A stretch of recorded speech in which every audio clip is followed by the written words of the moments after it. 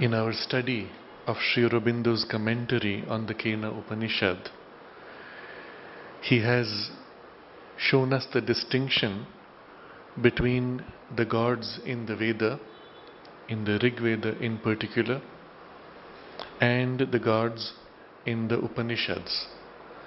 The difference being that in the Rig Veda, the gods know still their oneness, and the oneness is their home, and they are a part, an aspect, an expression of the one divine, the supreme Godhead. In the Kena Upanishad, and subsequently even more in the later Upanishads, the idea of Brahman and the oneness of Brahman has grown to become separate, and the gods therefore have been pushed into separateness in the human perception. And so the working of the gods is seen more in their lesser cosmic and human working. The three gods, Indra, Vayu, and Agni, represent the cosmic divine on the plane of the mind, the vital, and the material. And so, when they approach Brahman, they begin in this order. First, the material. Now, this idea we have seen, we can understand on two levels. The first is in the cosmic evolution. The second is in the human experience. In the cosmic evolution, when first there is the emergence of the awakening of consciousness in the universe, and the universe itself is struggling to enter in relation with the divine and know the divine, the rising impulse that first comes up is the formation of matter, as if to know the divine by developing forms and representations of the divine. In this first emergence in material form, Agni is the primary deity. Subsequently, matter form and form of matter alone is not enough. Life energy must emerge to be able to represent the divine in living form, and so Vayu comes forward, and then mind has to awaken, and Indra comes forward. It is only at the very peak, at the highest station of Indra's rising effort, that is our mind's perception, that we first begin to glimpse the divine consciousness as an immense, formless, vast.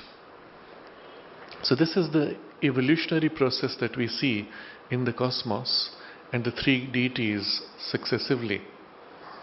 The same happens in the human experience, but even within the human experience there are two levels. There is the collective awakening of humanity or evolution of humanity, where you see in society the attempt to represent the high ideals, which are nothing but a perception of our divine possibilities. And the first attempt is through material organization, material forms. We will build a new city. We will build a new form, a new body, a new idol. We will build a new human arrangement, and the whole focus is on arranging and organizing materially. And if somehow materially we could put everything together in the right way, then we will have the divine perfection that we dream of. Except that does not happen.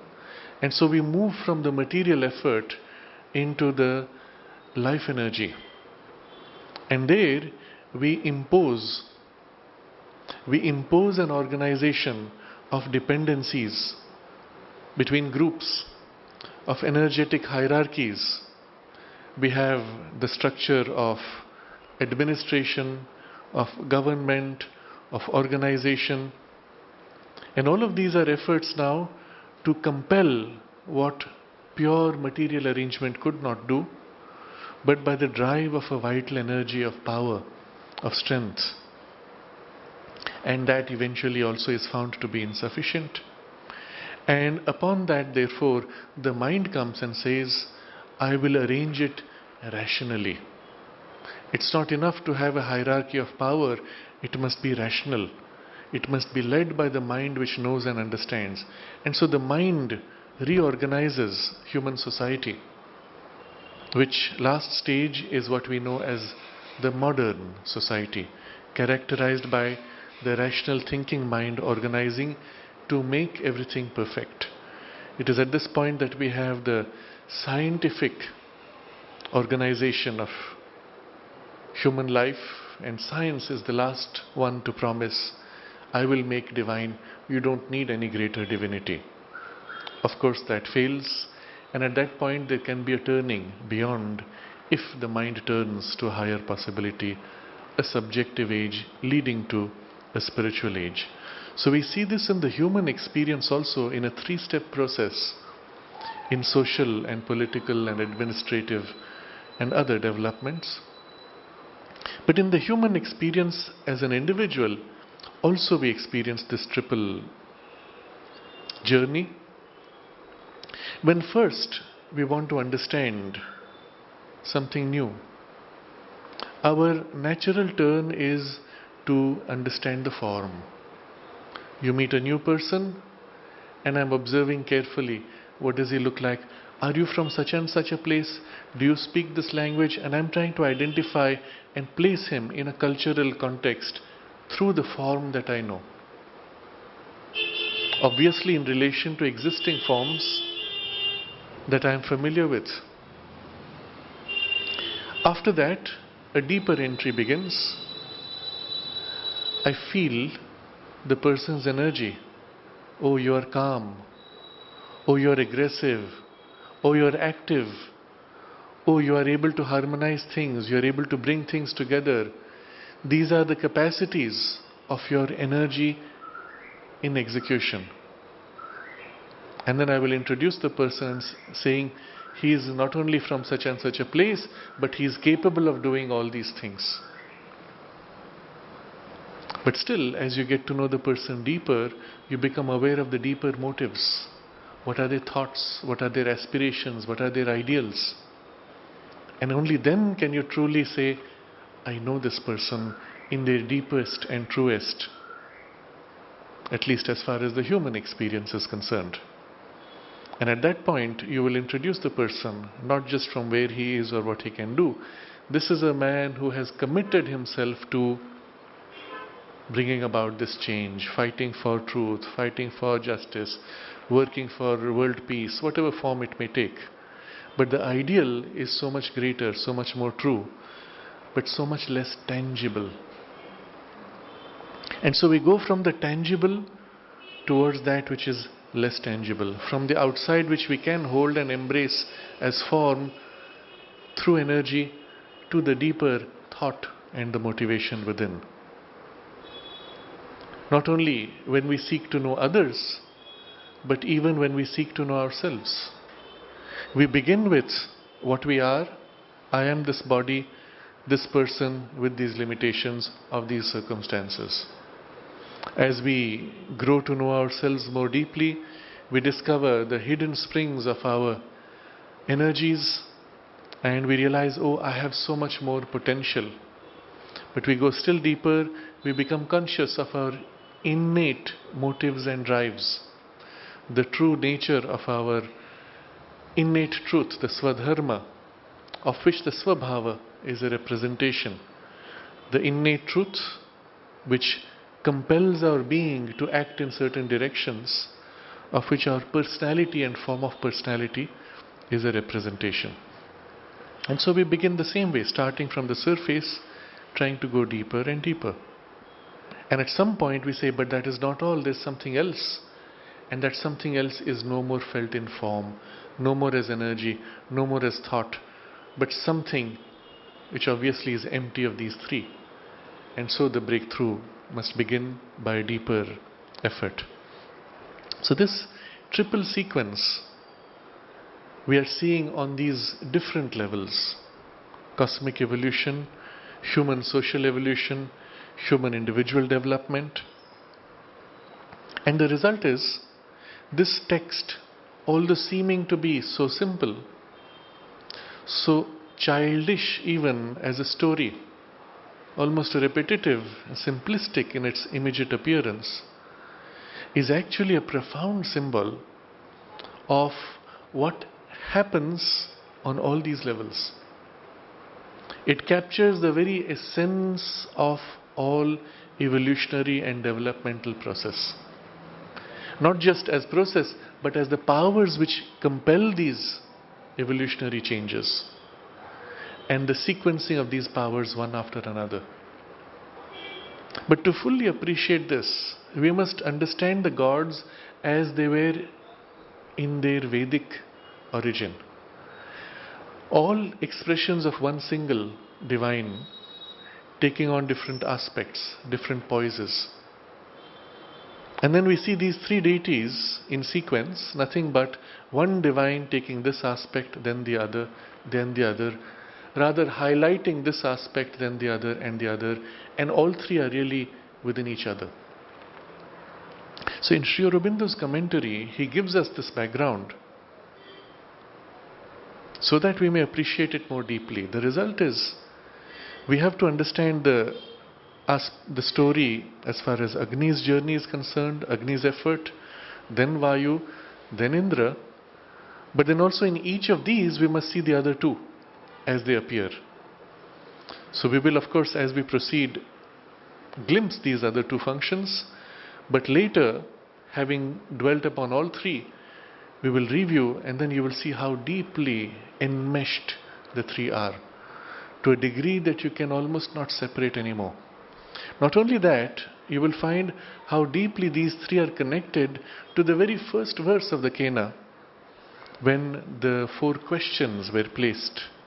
By whom missioned falls the mind, shot to its mark, and then the first life breath, the first word, and the senses. And we will see these three deities are actually overseeing those four operations within us. And so suddenly the whole thing, the integrity of the Kena Upanishad becomes so extraordinary. Even as it moves into phase 2 and phase 3 and phase 4 in its chapters, it is deeply interwoven from the very first verse all the way through. There is an underlying continuum, unity, of which different aspects are coming forward in the unfolding of the Kena text itself. So these are things we will appreciate only by brooding, dwelling upon, and reviewing these different steps of our study. Sri Aurobindo has now presented Agni to us as the heat and flame of conscious force in matter, which has built up the universe. He has made life and mind possible, and has developed them in the material universe, where he is the greatest deity. He is the primary impeller of speech. And so when the question was asked in the first Rik, in the first verse, that by whom impelled is this word that men speak, there's a deep connection from that question to the role of Agni here as the impeller of speech. But the other two are present simultaneously. Vayu is the medium of speech. Without the breath, speech cannot acquire force. And Indra is the lord of speech. Without the thought behind, the speech does not have meaning. So impelling, energizing, and formulating, these three functions are deeply interconnected. You cannot really separate the three.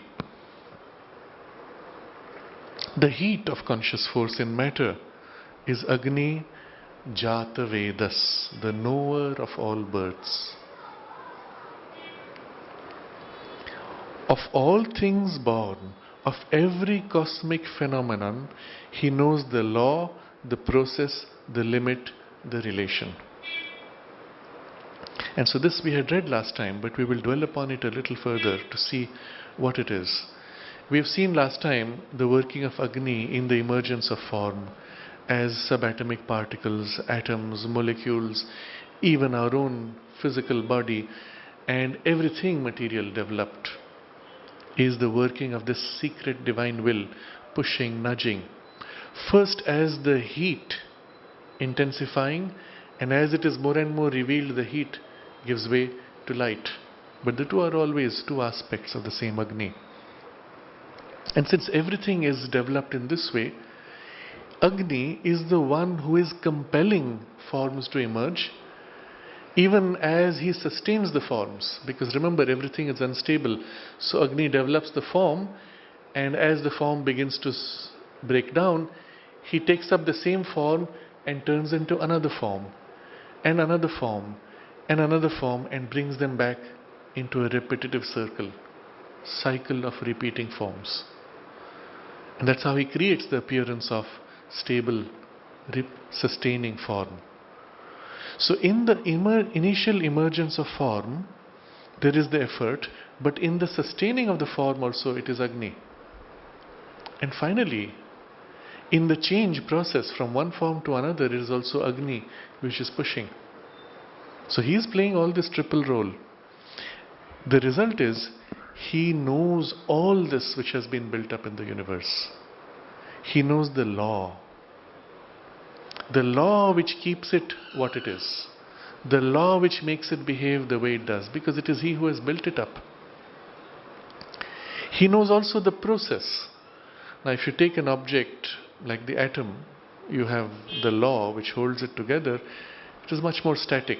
But if you look at a flower, a higher level of organization, you have the flower emerging first as a bud, and then unfolding petal by petal, and then breaking down eventually to fall, fade, and be reabsorbed into the earth. There is an unfolding process, all of which is flower. You cannot say at this moment suddenly it becomes flower and before it was not.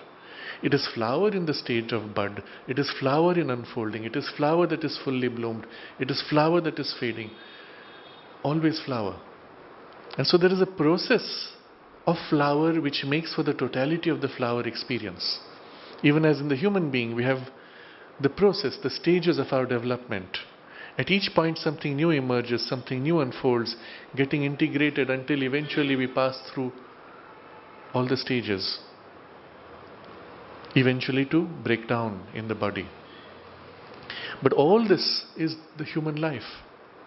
And so the process of things is much more than the law of things. The law is what stays constant through the entire process. But the process is how the law unfolds through forms. So Agni not only knows this underlying law, but he knows also the processes. If we had to give it an analogy at a purely material level, the laws of physics, which are almost static laws, as laws they are everywhere the same at all times. That would be a representation of the working of Agni as in the knowledge of law. But it is the same laws which create for the effects we see in the chemistry, in the chemical processes. The law is static, but the process of chemistry is this unfoldment process, and all the way through to biological and even psychological processes. And as these processes unfold, it is Agni who's driving them, so he knows them also. And then the limit. Because in each thing that Agni forms, he is creating separations, defining the limits, not only of what it is, but what it can do. So the flower can grow, it can bloom. You can tweak the genes of the flowers and make it grow faster. You can make it grow larger. You can make it grow in different colors. You can make it have more petals. But there's a limit. You cannot make the flower grow so large that the tree itself is too small to support it. It is an inherent limitation. You cannot make the flower to acquire certain forms, certain colors, certain things which limit, beyond which it could not sustain for this given law and process. It would cease to be flower. If you could take flower and plant it and it becomes the whole seed, it becomes the whole tree, it was no more flower, it has become seed. Equally, you cannot take seed and expect the seed to flower out. It can sprout to become a plant, but it cannot become flower. So inherent to the law and process is also the sense of limit. And there is a limit which goes all the way down to the very material substance. The tree can be made stronger, the wood can be made harder, it can be made taller, but beyond a point, it cannot hold against the wind and breaks. If it becomes too tall, too narrow, it cannot hold. There's a limit to its material strength. If you make the thing extremely hard, it cannot move. If you make it movable, it must be soft. And there are as if contradictions in the limitations of matter and substance itself. In the human body itself, we see this in so many ways. Even in the human psychological development, if you try to develop your physical strength, necessarily you lose energy from the mind. If you try to intensify the mind's development, you tend to draw out energy from the physical body. Getting a balance is extremely difficult. To have both develop equally is extremely difficult. These are the limits, and even we will say limitations, of the unfolding forms, which are not fixed. They have been growing over the millions of years. The limits have been being pushed. And an excellent example is if you look at the last 100 years of the Olympic Games, which represent the peak of human body capacity. You will see across every time that we have the Olympic Games, the 100 meters race breaks a new world record. It's as if the human body is being pushed to a limit where it goes beyond what the body is able to do so far. 100 years ago, the scientists said, if a human body runs faster than a horse, the body cannot hold itself, it will break down. And this was based on measurements of our muscle and bone structures. Not only we have run faster than the horse, they said biologically it is impossible to run, I think it was the 4-minute mile. Not only one person did it, subsequently more and more people are doing it. And we can actually say the human body's limits are being pushed. Not immediately. The pace of growth or the pace of pushing of the limits itself is limited. So even the limits, plasticity and growth is bound by some other limits. And if somehow you were able to push that, there are other limits. So inherent to the whole emergence of the universe is limits and limits and limits, holding everything, defining form by limitations. And who holds the knowledge of that? Of course, Agni, because it is he who protects the limits. And third, the relations. After all, when everything is bound by limits, the underlying oneness, which is beyond the limits, has to leak out through the limits by defining relationships between these limits, between these objects, between these things. And you will find, interestingly, everything is interdependent with everything else. You cannot take a grain of sand and say this is independent of anything else. It is a statement attributed to the Buddha. He said, when I lift a finger, the stars move. And he was only highlighting the interdependence of the universe. In the Buddhistic tradition, at least in most of the lineages today, they do not like the use of the term oneness, because oneness suggests something which is underlying, and they have taken the stance that all is emptiness. So the sense of oneness for them, the meaning they give to oneness, is this underlying interdependence. It is interdependence in all the processes of the universe where nothing can exist without anything else. That is oneness, and they stop short with that. In the more Vedantic traditions, of course, one goes to an underlying oneness beyond the processes of the oneness. But still. So that's why we have to be careful when we use the same words, we mean different things across different traditions. But still the idea is, because there is this oneness, there is an interdependence. and interdependence across every single thing. Therefore, Agni not only knows the interdependences, he holds the interdependences, which means he holds the total knowledge of the entire universe and the entire interdependence of it. And if this grain of sand exists, everything in the universe is in relation with it. Looking at this very materially, on a pure physics level, we have this concept of inertia. That is, every object has a resistance to being moved. You overcome the resistance and push it, and the object will keep moving.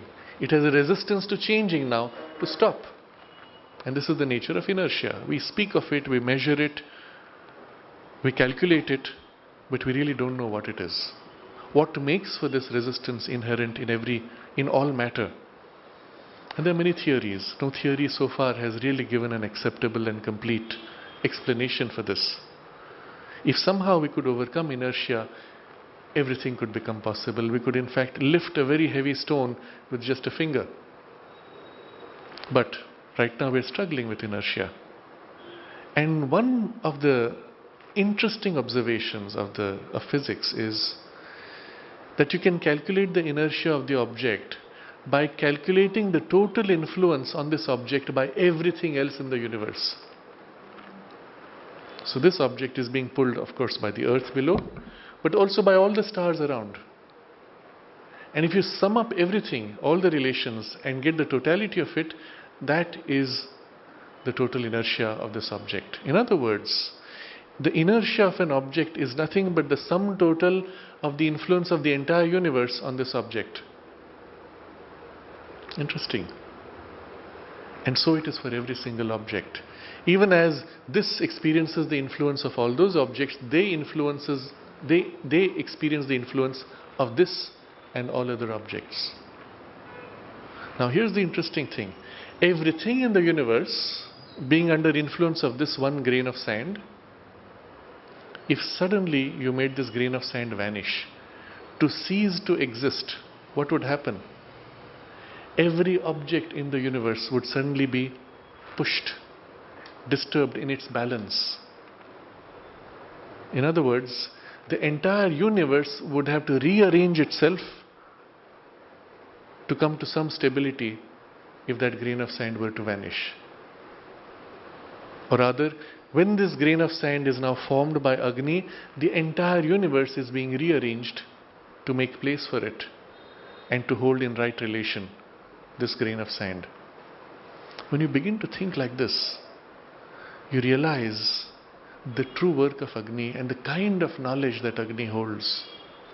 All the knowledge of physics, all the knowledge of chemistry, all the knowledge of biology, psychology, and all the laws relating to everything in the material universe, not just as laws, but as actual relations of things in this moment, across all the atoms and particles and objects and things. And as they are moving, because everything is moving, the perfect relation across all these things as they are moving simultaneously. This is the huge, omniscient knowledge of Agni. Not only as knowledge, but also the active drive, the heat and flame, driving, making, forming, and making all this happen on that cosmic scale. Almost omniscience and omnipotence, all that is his. And so, the heat of conscious force in matter is Agni Jata Vedas, the knower of all births. And this Jata Vedas, Jata is birth, Vedas, knowledge. But not just ordinary knowledge, knowledge in identity, true innate knowledge. And so Jata Vedas can be understood in two ways. Birth knowledge, meaning he has the knowledge of all things born, but also it can be interpreted as he has knowledge from the birth of all things. It's the same thing. The two ideas merge when you look at this deeper kind of omniscience that Agni holds. Of all things born, of every cosmic phenomenon, he knows the law, the process, the limit, the relation. So just in one sentence, what Sri Aurobindo reveals to us of the understanding of Agni. But remember, there's a caveat, a very important, subtle limit. Of all things born, of every cosmic phenomenon, he knows all this. But what about things which are not born? But then if they are not born, they don't exist in the universe, isn't it? After all, everything in the universe is born and is part of phenomenon. So what is this thing which has appeared before the gods? And so Agni, because he has the knowledge of all things, he is put forward. So Sri Aurobindo says, if then it is some mighty birth of the cosmos that stands before them, birth with a capital B, something new which never existed in the cosmos. After all, the gods know everything. They are managing the entire cosmic working as cosmic powers. Something comes that they do not recognize. What does it mean? It means something has been born in the cosmos which was not their doing. And so it is a capital B birth, not an ordinary birth.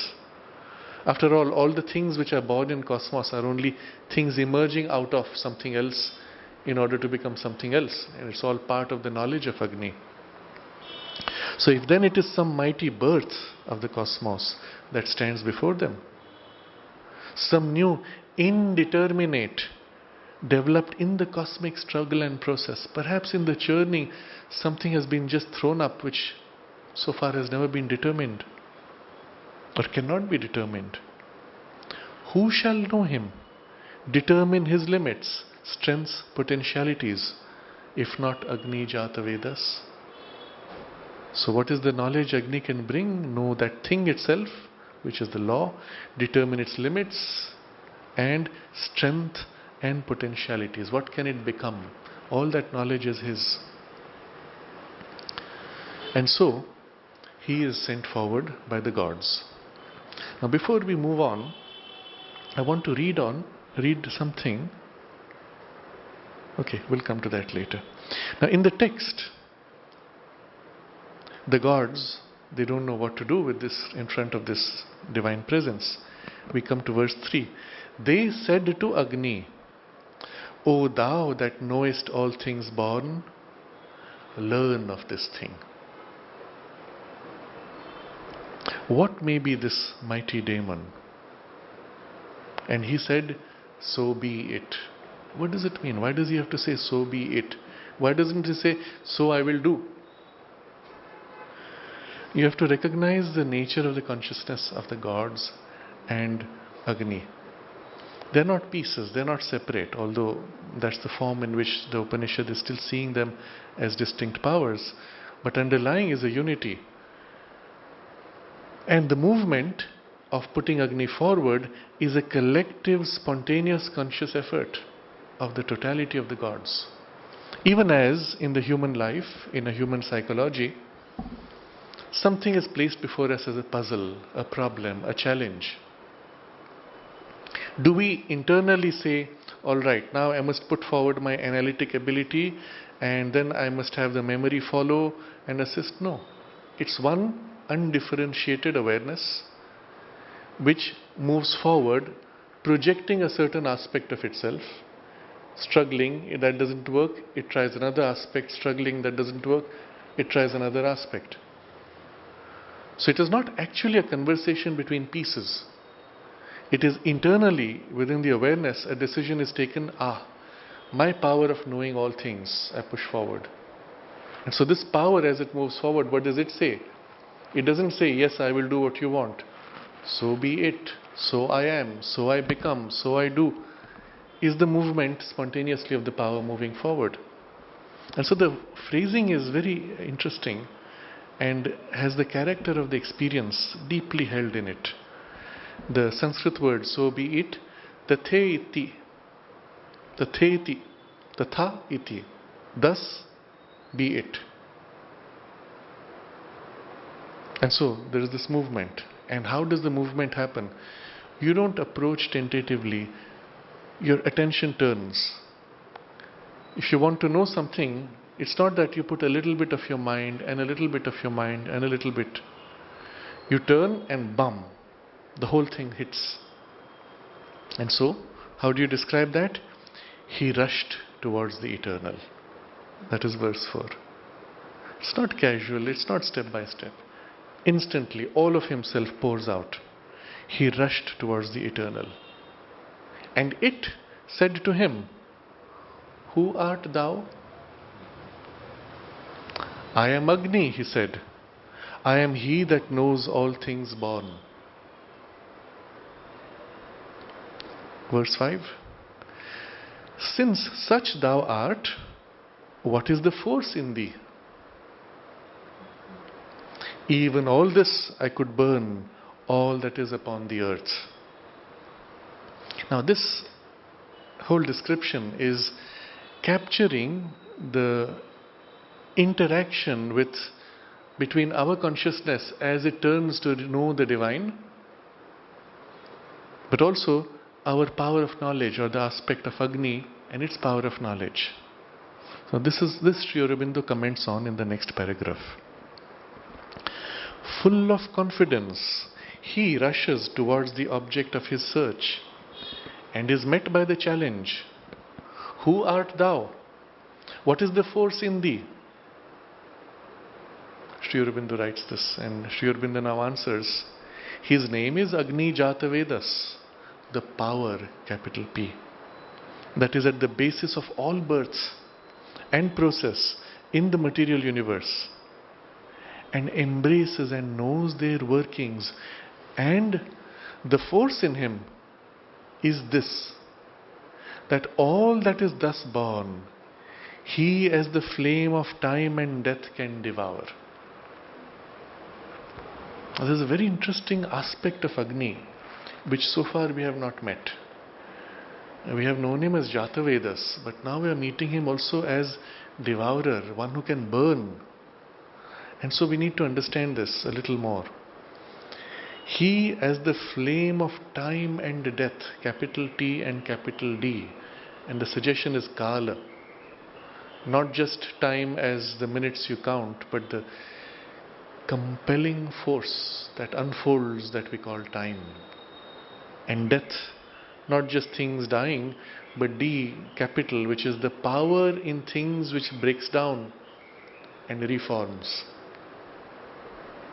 And so he, as the flame of time and death, can devour all that is thus born. This is his power. And he has the knowledge of all the births and processes of the material universe. And then Sri Aurobindo writes, all things are his food, which he assimilates and turns into material of new birth and formation.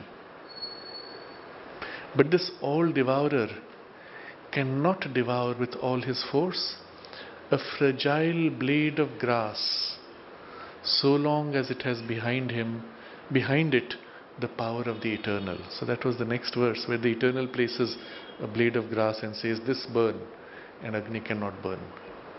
So this portion we will see shortly. Let's just read the text first. Agni is compelled to return, not having discovered. One thing only is settled, that this daemon is no birth, capital B, is no birth of the material cosmos, no transient thing that is subject to the flame and breath of time.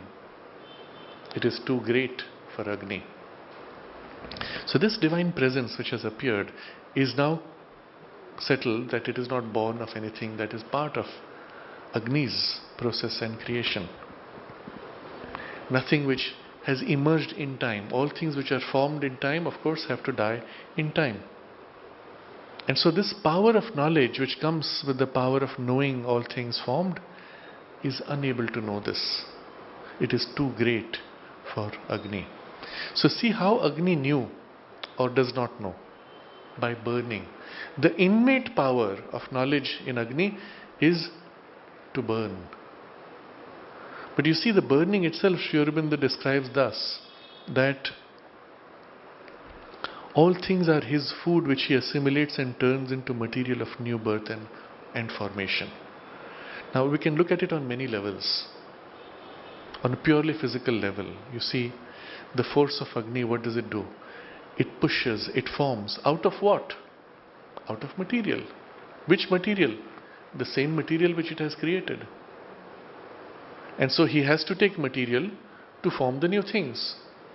And when he has to form still new things, he has to take the old material and form the newer things, and form the newer things, and the newer things. So the whole forward step in evolution of the newer thing emerging draws upon all the things built up before, which are then obviously broken up to create a new form. This process of breaking up and forming anew is what we experience as burning fire. Now look at it purely physically. In a matchstick which you light and you have the flame. First there is the friction, the heat of Agni, and then the flame, the light of Agni. But in that initial movement, there are molecules engaging with molecules, joining, and a release of energy which breaks molecules in order to join with other molecules. The essential process of burning in chemistry they speak of as reduction by oxygen. In other words, oxygen is now engaging with another molecule and tearing it to combine in a new structure, a new molecule. And the earlier molecule is broken apart, and the pieces combining with other pieces to form new molecules. This is all there is to fire.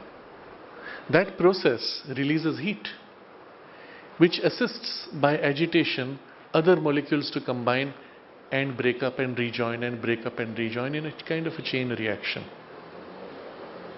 And that's all there is to what we call physical, chemical fire. But the same thing, remember last time we spoke of 3 levels of fire, the 3 Agni, Jada, Vaidyut and Saurya. The same thing can happen in terms of breaking up and rejoining at an atomic level, where atoms join by sharing peripheral electrons, by exchange of electricity or electric attraction, they come together to combine and so on, or at subatomic levels, where the atom itself breaks or joins in what we call nuclear reactions. All of these are basically variations of the same process of Agni on 3 different levels in matter. But in the domain of mind, in our psychology, again it is exactly the same process. If I show a new device, a new gadget, a new object which seems to do something unusual, what do? We must separate it, break it apart, and then only we can know it. And having broken it apart, we now rejoin. And if the goal is simply to get back to what it was, we just put it back as it was. If the goal is to evolve, we break apart, understand, and now rearrange on a more complex, more complete level. This is what all of modern science boils down to, all of modern technology boils down to. We observe processes in nature, we get into it, dismantle it, enhance, intensify, rearrange, and make the same thing on a more effective, more intense, or a more specific direction. So when you take your mobile phone or a computer, what is it? It's sand which has been rearranged by melting, purifying, doping with some impurities. In particular arrangements, you have the silicon chip, which is the core of the calculator. Everything finally is taking process of nature, rearranging to enhance and move forward. Exactly what Agni has been doing throughout nature in all of physical evolution. We have only taken the same thing and exaggerated. But who is we doing it? The knowledge, the will, which earlier was working from within the atom, is now organized in our mind, in our self-awareness. And it is Agni awakened in us who turns with curiosity, takes up all this material and builds it. So always it is the divine will which was secret, now more and more emerging, more and more conscious of itself, coming forward and taking charge in more and more complex arrangements. So what is Agni? All things are his food, which he assimilates and turns into material of new birth and formation. And that's why he is the flame of time and death, which can devour everything because he knows the working of everything. And this is the force in him to devour everything. Now for this we will briefly step aside to look at another text, which is an article Sri Aurobindo has written, which is titled The First Rik of the Rig Veda. We have come to it many times before because it is such an extraordinary text. And here Sri Aurobindo explains to us, in commenting on the first Rik, what exactly is this Agni? And I will read portions from it, skipping where necessary. And he takes these two words, Yajna and Agni. Because the first Rik of the Rig Veda says, Agni I adore who stands before Yajna, the Lord. And so who is this Yajna and what is this Agni? Sri Aurobindo writes. Yajna, the master of the universe, is the universal living intelligence who possesses and controls his world. Yajna is God. Agni also is a living intelligence that has gone forth, is Srishta, spread out, formed, from that personality to do his work and represent his power. Agni is a God. See, Yajna is God, Agni is his power, a God. The material sense, with our eyes, ears, smell, taste, touch, the material sense sees neither God nor gods, neither Yajna nor Agni. It sees only the elements and the formations of the elements, material appearances, and the movements in or off those appearances. So that's all we are seeing when we look at the physical world. It does not see Agni. It sees a fire. That is, we are seeing the material elements in their process. We do not see the power that is Agni working in and through those processes. So, it does not see God. It sees the earth green and the sun flaming in heaven and is aware of the wind that blows and the waters that roll. But what he is pointing to is actually all this is nothing but expression of God. Just as fire is expression of Agni, the beauty of nature, and nature itself is expression of God. So too, he gives now the example, it sees the body or appearance of a man, not the man himself. It sees the look or the gesture, but of the thought behind the look or gesture, it is not aware. So when we meet each other, we see the form. We do not know the thought behind. So too, Agni exists in the fire and God exists in the world. They also live outside of as well as in the fire and outside of as well as in the world. It's a very beautiful way of recognizing Agni. You look at a person, you realize you only know their form, their look. You do not know their thought or their consciousness. In the same way, you look at the fire, that's like the body. You do not know Agni, who is like the thought behind in a person. And you can dwell on this analogy, sit before a campfire, a wood fire, or just any flame of a candle, and concentrate on trying to feel and know the person behind that form that is the flame. And you can begin to enter in relation with the God that is Agni. And then he explains, how do they live in the fire or in the world? As the man lives in his body, and as thought lives in the look or the gesture. The body is not the man in himself, and the gesture is not the thought in itself.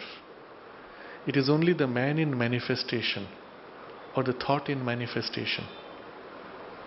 So too, fire is not Agni in himself, but Agni in manifestation.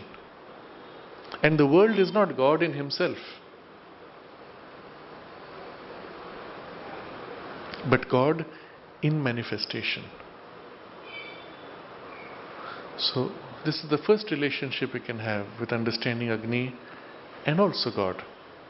But then he goes a little further. He says this is not all.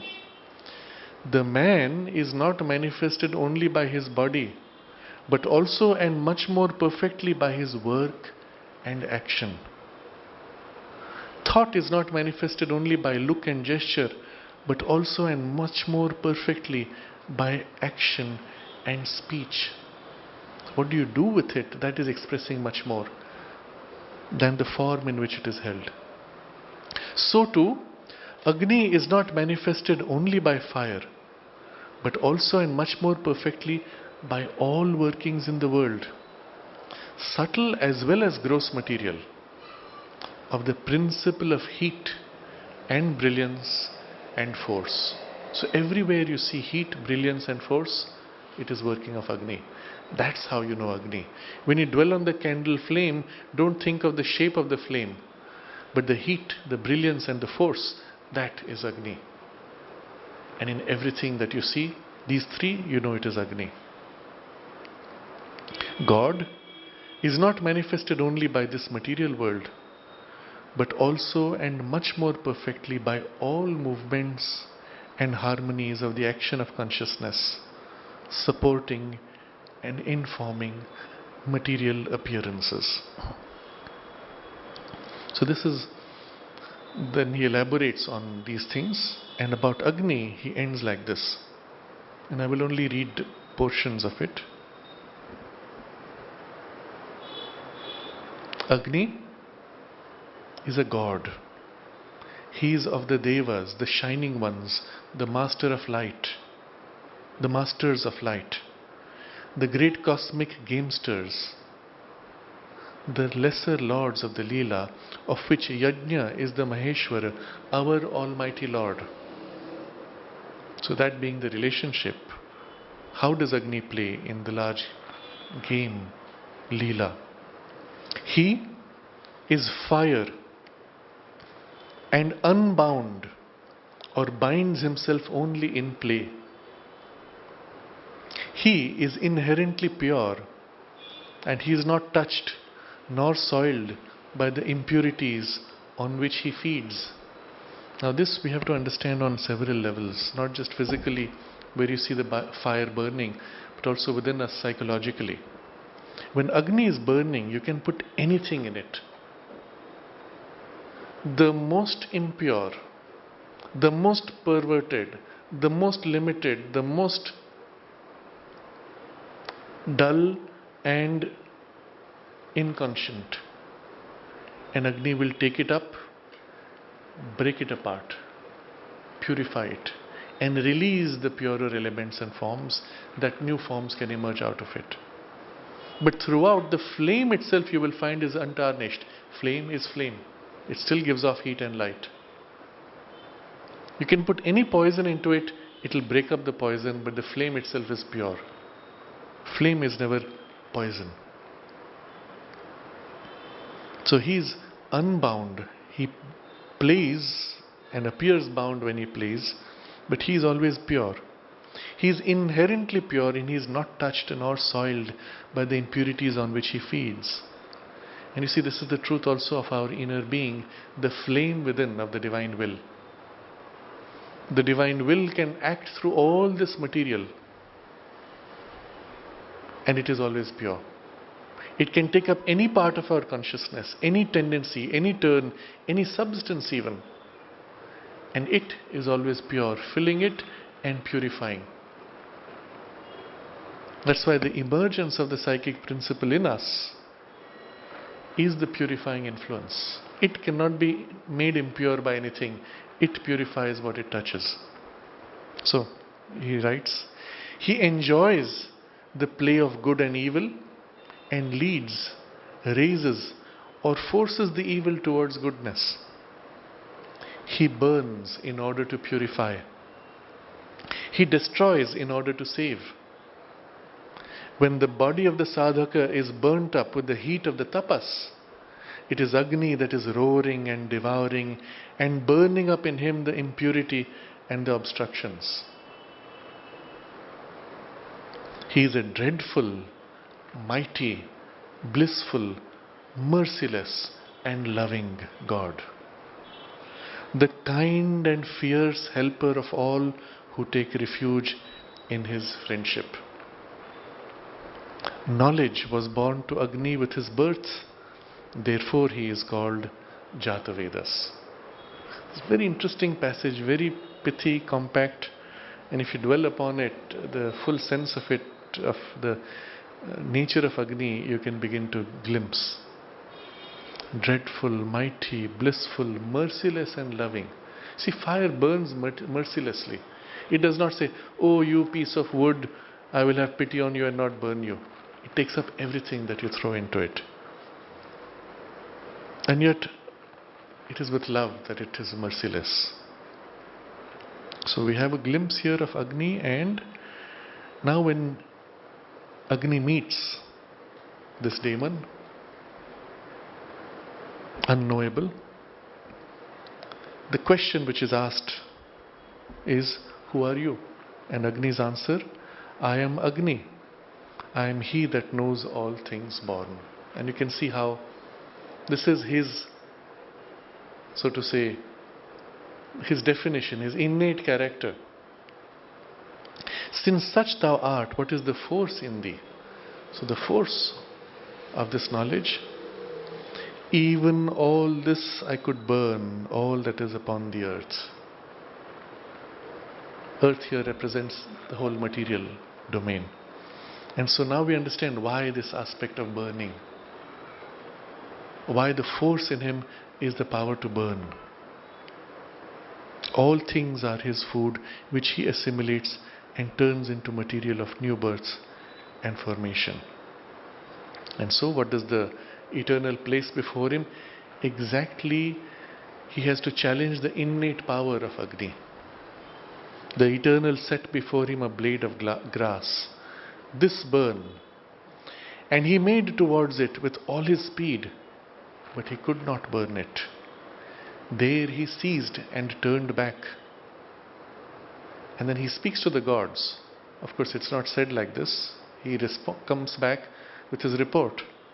I could not know of it what might be this mighty demon. Then they said to Vayu, "O Vayu, this discern, what is this mighty demon?" And he said, "So be it." So now there is this power which goes forth from our consciousness to know, and it cannot break up.